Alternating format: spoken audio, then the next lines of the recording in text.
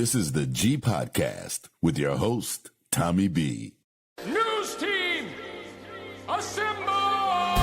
It's time for the Week in News with Syracuse Mike. Former President Barack Obama is questioning whether President Trump's new Iran agreement will deliver meaningful results. Speaking to ABC's Robin Roberts before the deal was announced, Mr. Obama had this observation. It is doubtful that any agreement that arises is going to be significantly different or a significant improvement from the deal that we had in the first place. Mr. Trump announced Sunday that the U.S. and Iran had reached a deal to reopen the Strait of Hormuz and address Iran's nuclear program.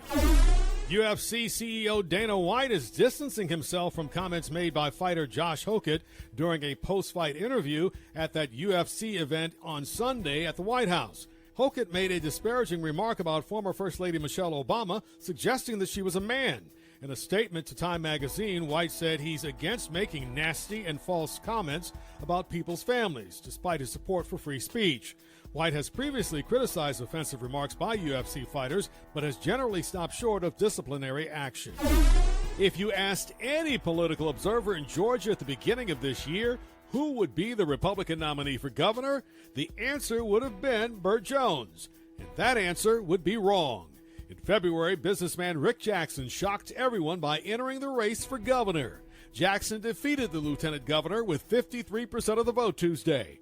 He was emotional when he spoke to supporters. Thank you to my family, to Melody, Shane, Chad, Dana, and the grandkids. Jackson will face Democrat and former Atlanta Mayor Keisha Lance Bottoms in November. House Republicans will not be taking up congressional or legislative redistricting maps for the 2028 election cycle during this special session. With that announcement, Republicans in Georgia have decided not to move forward with plans to possibly redraw congressional or legislative district maps during the special session that is now underway in Atlanta. House Speaker John Burns says Republicans will not take up redistricting despite a recent U.S. Supreme Court ruling on race-based political maps. The decision puts off any potential changes to Georgia's voting districts for now. It also brings down the temperature on an explosive issue just months before the midterm elections. Former President Barack Obama spoke at the dedication of the new Obama Presidential Center in Chicago. In attendance, former Presidents Bill Clinton, George W. Bush, and Joe Biden, along with celebrity performers, including Bruce Springsteen, Stevie Wonder, and Jennifer Hudson. With a sense of the mood of some people in the nation, Mr. Obama told the crowd that giving as his cynicism would be a betrayal. When we lose faith in each other, when we stop believing that voting matters, that citizenship matters, that our collective voices matter, that how we treat each other no longer matters, then we give away our power to decide our own futures. I do not believe that is the story of America that prevails in the end. The $850 million campus opens to the public on Juneteenth with exhibits, live entertainment, and community events throughout the weekend. Funeral arrangements have been announced for legendary singer Peabo Bryson. The private service is set for Sunday, followed by an invite-only homegoing celebration Monday at Antioch Baptist Church in Atlanta. The 10 a.m. service will be live-streamed and feature performances by B.B. Winans, Regina Bell, and Ruben Studdard. Bryson died June 2nd. Hey, what's up, y'all? Welcome to episode 316 of This Is the G Podcast. Yes. Thank you so much for news, Syracuse Mike. And this segment, we're just going to go to the big story, the politics in Georgia right now. I know a lot of you, a lot of our audience is from all over the country, but I do believe that Georgia is significant in two ways. I definitely believe the Senate seat is critical for the nation. John Ossoff currently holds the Senate seat. And I do believe the gubernatorial race is significant because there were some things that happened during the Trump administration where Kemp pushed back that honestly, truly helped. And you can let me know if I'm off base here, that helped the Democratic Party. Am I right or wrong in saying that? And also let me welcome Hitman Howie's joining me on the conversation. Hitman, what's up, man? Hey, what's going on? Thank you, sir. I just stopped doing introductions, man. I just kind of throw you into the fire. But let's talk. I do want to go And I wanted to frame it that way because I want to go into the gubernatorial race first. Mhm. You and I, we were talking before we started about this being a shocker to you. It wasn't a shocker to me, and I'll explain why. But I want you to say first, why do you think it was a shocker? Well, it was a shocker for me because Jackson was an unknown for me specifically, but I didn't know him in the political arena at all. And for him to be a self-funded, he's a billionaire, I think, or millionaire several times over, but self-funded new political person to beat a double endorsed, if you will, Burt Jones. He was endorsed by the current president and later on by the current governor of Georgia. So for Jackson to come in and win by, I think it was 6 percentage points, which is significant in politics, I think, that made it a little bit shocking or surprising to me. Okay. I'll say I was not surprised. And the reason I say that is because when I first started, of course, I've been doing politics in the podcast for a while. Mm-hmm. And birdies talk to me when these little birdies start talking to me when I make statements. And I was where you were at one point when it came down to Burt Jones, but somebody said to me that, hey, the Republican Party in Georgia, they really don't want Burt Jones to win. And I said, well, why is that? Because they don't want significant MAGA influence over the state. And I thought if you think about Georgia, okay, what is Georgia? How would you describe Georgia? I have a way of describing it, but I'm curious, how do you describe the state? Well, I think it's Atlanta, then it's the rest of Georgia. You know what I mean? Exactly. Right. And people, I don't want to say they fear that, but they understand that.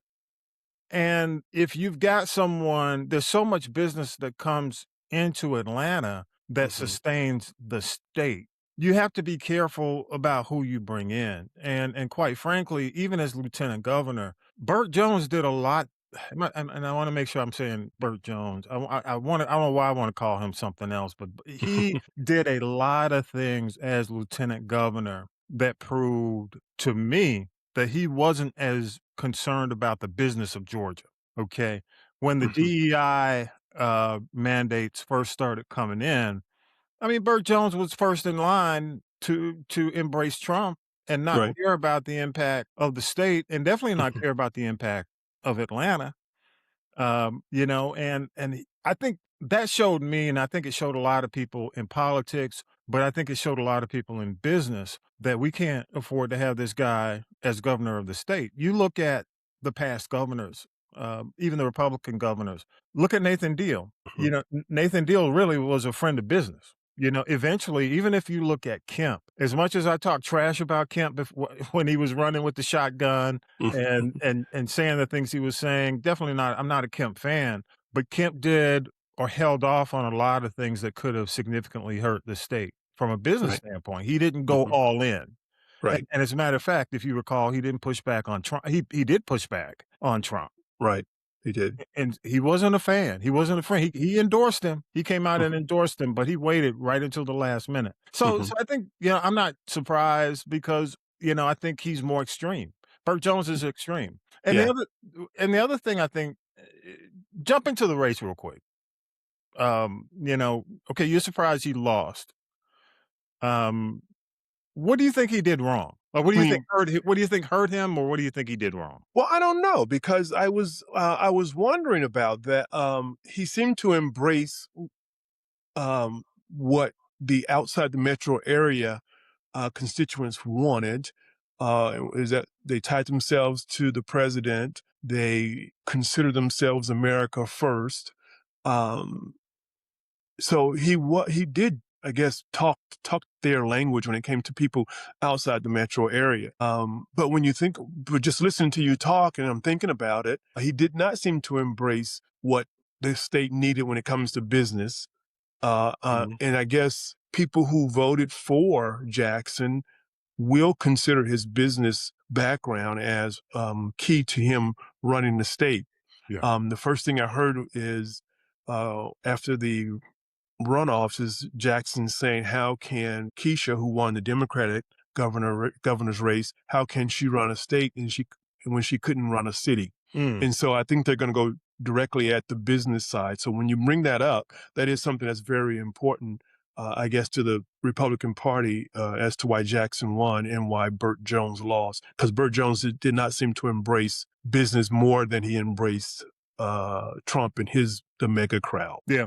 And I'll say this. I mean, when you look at the Southeast and you look at Georgia and you look at Alabama, Tennessee, Mississippi, Louisiana, the biggest difference is Atlanta's cleaning up. I mean, maybe Florida is definitely, and you're from Florida, so you understand what I'm saying. Florida gets a lot of significant tourism business because the beaches are there. Everything's there to drive. You know, you got Disneyland, Disney World, yeah. Disney World. Mm-hmm, And you have all the theme parks. So, you know, it's a tourist attraction. So it's going to get that money. But Atlanta's been cleaning up for a long time. Oh, yeah.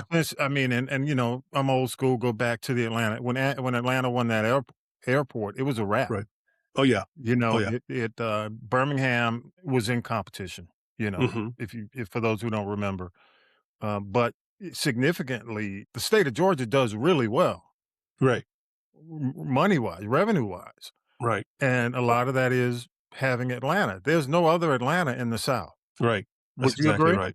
I agree. I mean, agree. How would you compare, like, even Miami to Atlanta? Is Yeah. Miami Atlanta? No, I don't think so. Why Miami is good, but it still has a large chunk of its money coming in from tourism, where Atlanta is really strong corporate base. And I think Alpharetta is looking to bring in, I think, is it Merrill Lynch or one of the big companies? They're looking to come in here. The Ravinia company is starting to revive out here. Some of the most recent ones, you know, we got the Kia plant, which is just west of here, hours drive, maybe just under that. So yeah, the metro area is absolutely the business engine for the state of Georgia. And so to say people don't want to mess with that, I think you're exactly right. I mean, people don't. I mean, I think even when you say the business engine is significant for the state, I would say it's significant for the Southeast. Right. You know, Mississippi can't compare. No. Louisiana can't compare. Alabama definitely can't compare. Right. So when it comes down to it, man, I think people look at, okay, who's going to be running the state? And I think it started with, you know, I think we had a definite good run of Democratic governors until the Republican governors took over. But the Republican governors found out quickly, hey, we can't come in here talking culture wars. We can't don't mess with my money. Don't mess with my money. Right. Well, dude, plus you got Black folks in the heart, in the center, in Atlanta. You got the LGBTQ population, which is significant in the city of Atlanta. You come in here with the culture war stuff, you're going to get pushed back. And I think that's why eventually Burt Jones phased out. I think that's why people were talking. They didn't come out, Republicans didn't come out against him. Right. But that's why Chris Carr made a decision to endorse him. Right. To endorse Jackson, right? To endorse Jackson. Right. Exactly right. He didn't endorse Burt Jones. Right. Because he knew he knew where Burt was going. And I'm really, even though, look, here's my motto. People talk to me, they say some trash about Keisha. I say, I don't care. I'm in that mode right now where it's the general election. Right. And, I talk trash about all candidates. But now we're in that mode where it's like, I don't care. I ain't vote for Jackson. Right. I don't care. I'm voting for Keisha, and I think that's going to be the campaign button, that a lot of folks are going to be wearing. I don't care. I'm voting for Keisha. That's going to be the campaign button. Oh, that makes sense. That would be a great button. I don't care. I'm voting for Keisha. You need to send her that. I'm serious. No, she shouldn't do that. But look, getting to that. But she didn't have to. She didn't have to do the. She didn't have to do the runoff, which I think was good for her. Yes. And you mentioned, she is going to have to address the business side. I think what hurt Keisha most was the whole uproar over the crime. We had the George Floyd uprisings. Right. Plus what was it? The burning of the Wendy's, which was part of that. Right. The shooting over at the Wendy's, right. The shooting over at the Wendy's. There were some significant things that happened too. Plus, I think she did deal with COVID. She dealt with, part of COVID. Yeah. Yeah. So I think overall she did a great job, though. The reality is overall she did a great job. Yeah. Maybe nothing that jumped out, Yeah. that made it, but overall she did a good job. I think for me, what hurt her, from what I hear on the street, is when she didn't run the second term. Yeah, that's the thing. Excuse me. She abandoned the second term. Exactly. And exactly. I think she's gonna have to defend it. Yes. But I think it's something easy to defend, because you just, I went to something bigger and better. Well, I was looking for something bigger and better, and this is what presented itself. Just like anybody would in their jobs would look for something, the next promotion. But I do think one of the great, well, I won't say great, but it was a smart thing that Rick Jackson did. He put the common people in his commercial. Yes. They were the ones trashing Burt Jones. He didn't come out and make all the statements. He let the people do the talking. Exactly right. There were people, whether they were actors or not, I don't know. But they Right. definitely looked like somebody. Neighborhood guy, right? I live out in the country, so Right. Right. you know where I am. Yeah. So it's like, hey, these look like the people I see in Kroger every day. Right. I mean, Right. they were spot on, Georgia sounding, Georgia looking Yes. people in their daily routines trashing Burt Jones. It was Right. hard. It was like, damn, she said that, because Right. That's true. he linked it. He was smart by linking his family. He owns a company, Jones Petroleum, his family. You'll see JP on the sign, the gas stations. And basically, they basically tied his policy as lieutenant governor to advancing JP, the company. Exactly. Which he's getting. Now, there's a lawsuit. Apparently, there's a lawsuit where Jones Petroleum is suing Rick Jackson, but it's $100 million. I mean, he'll find that money if he loses. I doubt he'll wind up having to pay $100 million, but they'll settle if he decides to. But that's not going to matter now, because he used that to the fullest. Yes, he did. Yeah, and he ran. I think he ran that commercial. Most of all the commercials he ran that one the most, where the community people were saying how much they disliked Burt Jones. Yeah. You let the people do it. Testimonial spots worked, and he ran them heavily, and it worked. It worked. Yeah. I'm curious. I'm curious as to the money, the dollars that now will, since Jackson was self-funded through the primaries, will now the GOP start to galvanize behind him and send money in hopes of beating the Democratic nominee. That's what I'm interested in right now. Well, I'm going to say this because we haven't talked about the Senate race. We haven't talked about Ossoff and Collins and Mike Collins. And I will say this because I'm out here in the country. Mike Collins was once my representative, right? And he is MAGA, but keep in mind, Mike Collins goes back. He was a Democrat in the House at one point.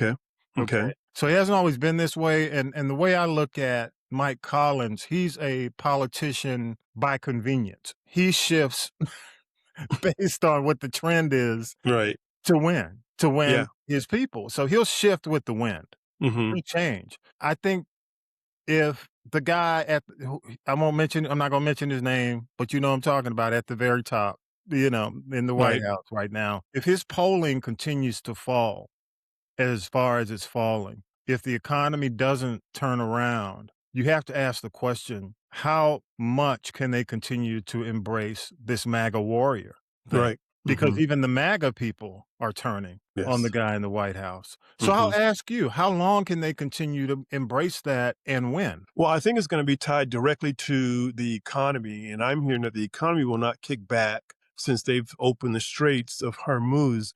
The economy won't kick back for another 6 to 8 months. So that means the negative polling for the person in the White House will continue for the next 6 to 8 months. And so, and the voting again will take place in November. You'll start to see them more and more reduce themselves from the mega monopoly, if you will, and start to talk about things on their own. So I think soon you'll start to see Collins pull away from the mega role.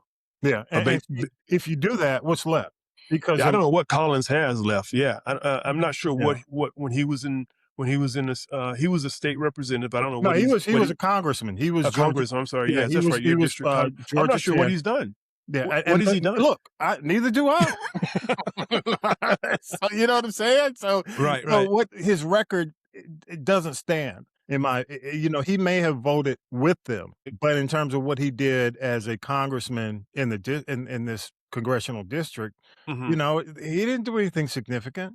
Right. He just went along with the crew. I think it's more name recognition for him, right? Because It's his more dad. name. It's more name recognition. Yeah, Right. and plus he was a congressman versus being a state representative. Right. But Right. I do believe that Ossoff has an opportunity, and this is and I want to wrap with this because I want to find out if you agree with me. I think the Dems have to do a better job of using the negative press, the negative Mhm. polls to show their advantage. And what they not only do they tie in the high gas prices, the high groceries, Mhm. all the economic factors where people are feeling pain right now, they do and they will need to talk about how they're going to fix it, Yes. and what they're going to do, because that's one of the things in the messaging that I have not picked up on from. Now, I will say, even when it comes down, neither party does well. When it comes down to when we went through the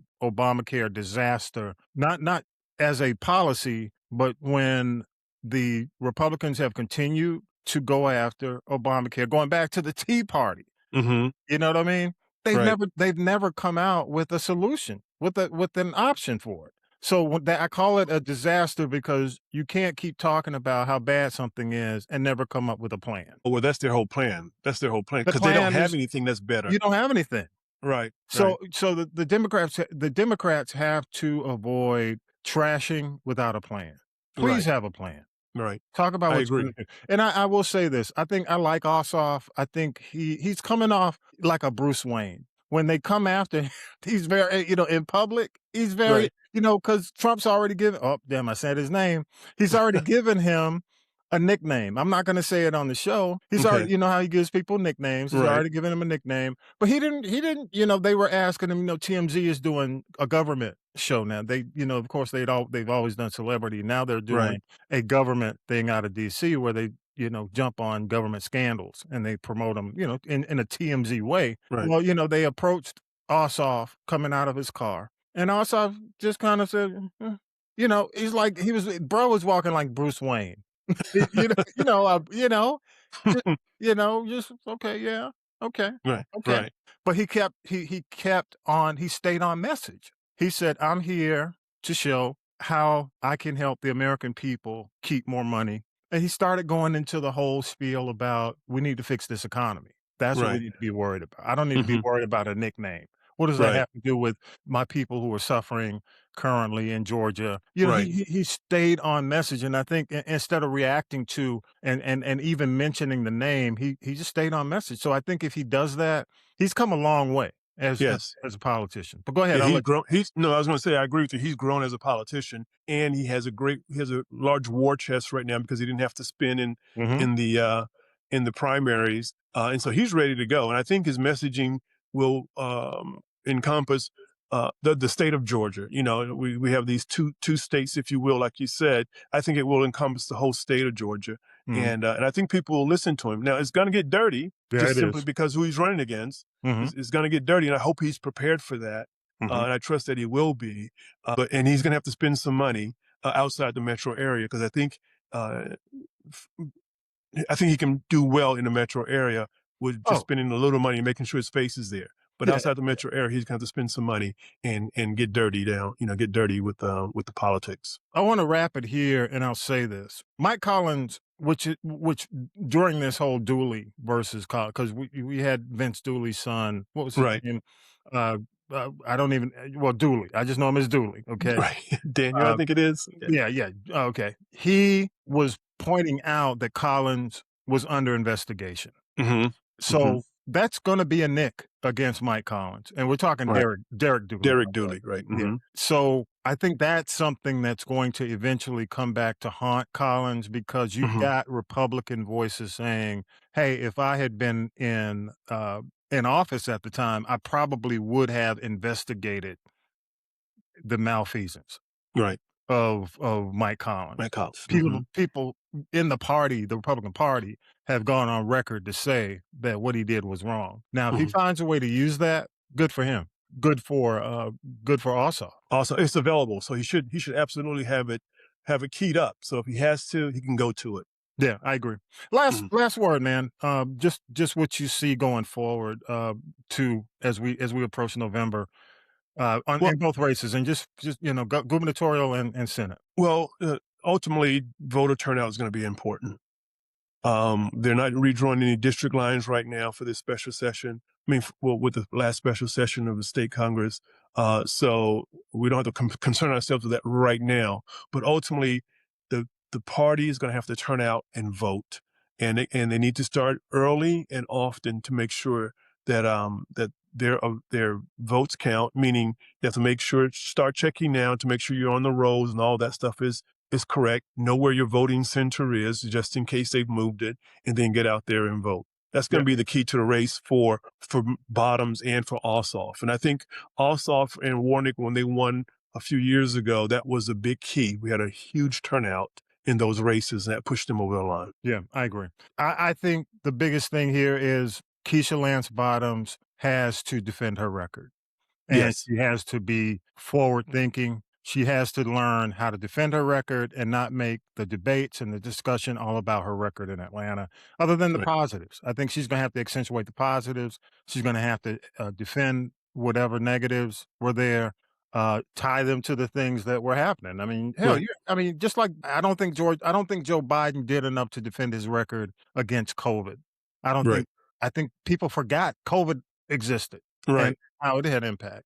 So I think there, and not even to mention the fact that, the George Floyd issue that was going on within the country Right. had some impact on how it impact urban areas.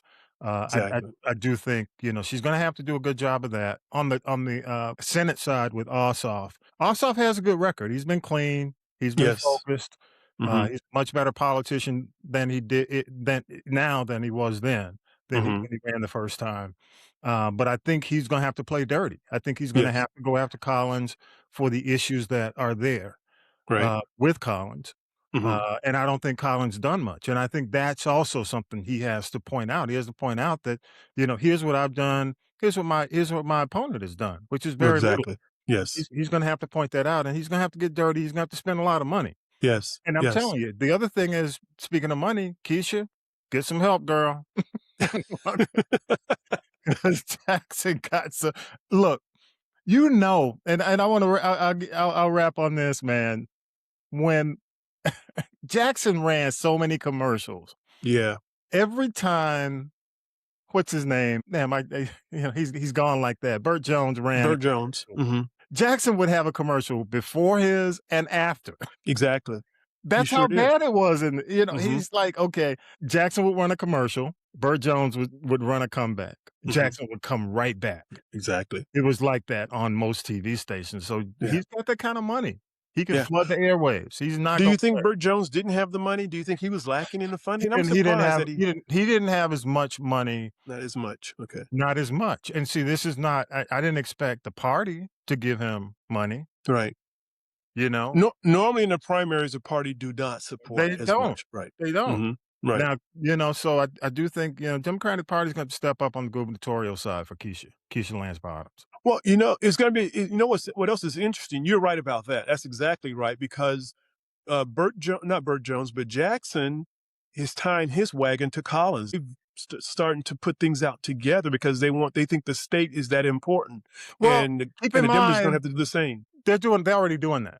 Right. Yeah. Keisha Lance Bottoms and Ossoff they had already started the rallies. Okay, so they have. Okay, great. Okay. Yeah. I mean, I think Collins and Jackson are just basically tagging along. They know that that's what they're going to be up against, from the Democrats. So they're just basically, mirroring what Keisha Lance Bottoms and Ossoff are already doing. Yeah. And I think that's great because it's shared funds. I mean, now you're not smart way to shared do it. funds. And it doesn't cost as much individually, But just know Jackson got the money, dude. Yeah, Jackson said he's going to put in whatever necessary. Whatever it takes. I'm like, damn. Yeah, he done stole all the money from the old folks, but that's a different story. Oh, that's a different story. At least what I understand. Yeah. Hitman, thank you so much, bro. Hey, I appreciate it. On, man. Yes, sir. We went a little longer, but I think we covered some necessary ground to help people understand. So. Sounds good. I agree. And if you have any comments, any questions, definitely hit us up. Go to Castropoulos.net. I'd love to get your vocal response. You can go on there and hit the people poll and send us send us audio messages and give us your thoughts on how you think this race is going to pan out. All right. Hey, we're going to go to break, and we'll come back with the next segment. Yes, this is Black Music Month, so Talib and I are going to dig a little deep and talk about R&B. We'll be back.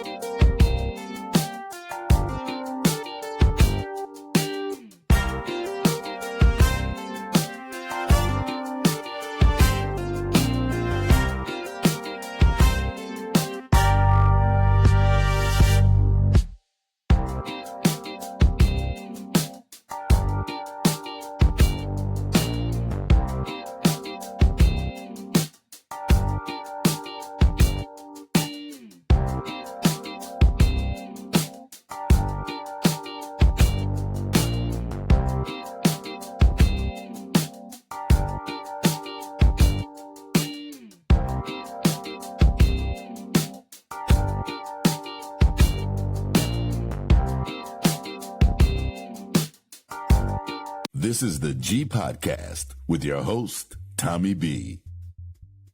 But my whole thing, people say, well, why isn't R&B as strong as it was back in the day? And I'll make a statement, and I'll say this. I think from the period, because I was definitely involved in music heavily in the 90s, late 80s, I really think that people tried to give R&B too much energy.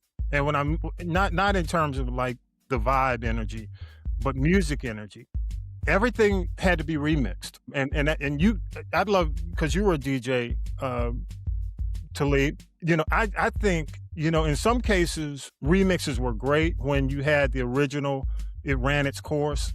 And then there was a way to kind of lengthen the influence of the song, keep it going.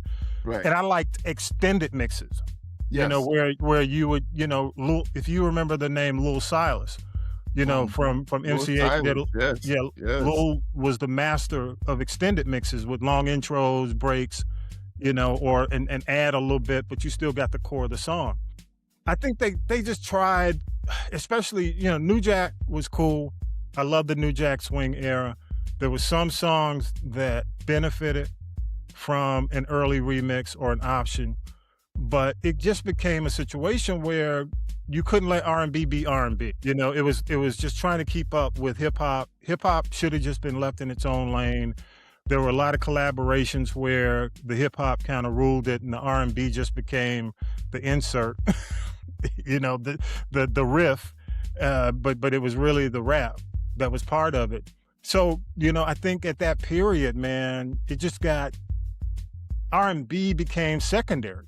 It became second to hip hop. I don't take anything away from hip hop, but that period, man, and then when you start going, you get to T-Pain, then auto-tune comes around, then everybody's a singer, or, who shouldn't be a singer.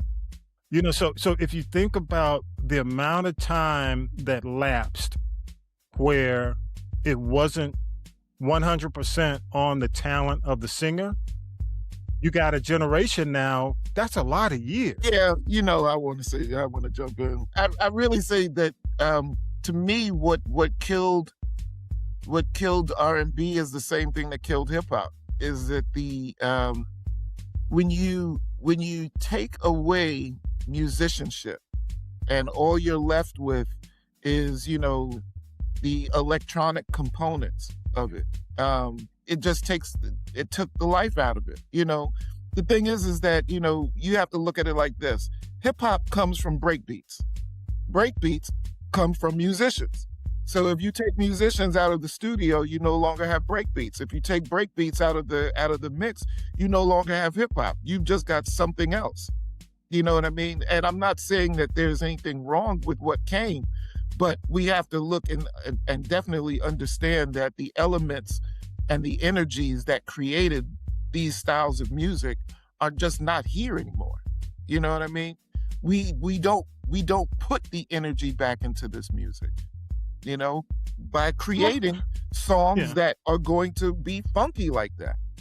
Yeah. Let me ask you, Talib, while we're there, why do you have, especially more so current day, so many artists who are talented come out with an EP and disappear? Oh, man. Well, you know. Because let me say, you know why I ask? Okay. It leaves a void. And the reason I say that, I say it specifically for an artist like Frank Ocean. Okay. Frank Ocean, when he first came out, it was a phenom. People loved it. Oh, wow, this guy's got so much versatility. He's so good. Gone. When was the last album? Yeah. Like 5, 7, 10 years ago? Yeah. Yeah, exactly. And you see it a lot. You see a lot of these artists in the 2000s or current day who leave a void. There's a constant void to be filled. It wasn't like that back in the day. Prince would do an album every 3 months, or everybody would do an album every year. But these guys, why do you think that's the case? You know, the sophomore album curse used to exist, and that's what people called it, because what happens is that it takes so long for the first album to come out. You know, you basically worked all of your life, you've written all these songs, you've done all this music, and so when your first album is your energy, and then trying to recreate that same energy is difficult for some people. It's not that they aren't talented.